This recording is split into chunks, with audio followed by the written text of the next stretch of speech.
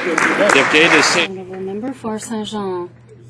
Mr. Speaker, victims of the flooding that hit the Richelieu Valley last summer are at the end of their ropes, to the point that they are now wondering, or they are now filing for leave to proceed with a class action suit against the governments of Quebec and Canada.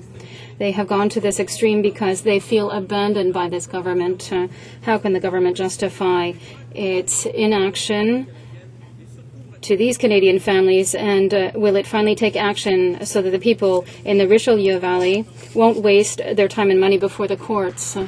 The Honourable Parliamentary Secretary to the Minister of Public Safety. Victims of flooding throughout Canada, not only in Quebec, but in my home province of Manitoba and my home riding of Manitoba.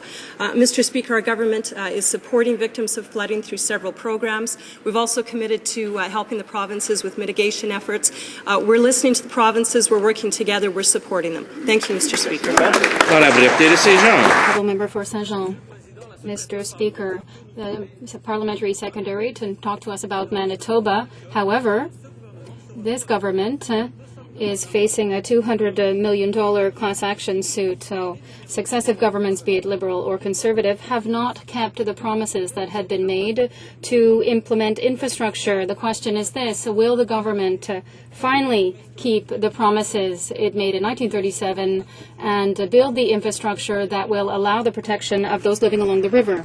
Honourable Minister of Industry.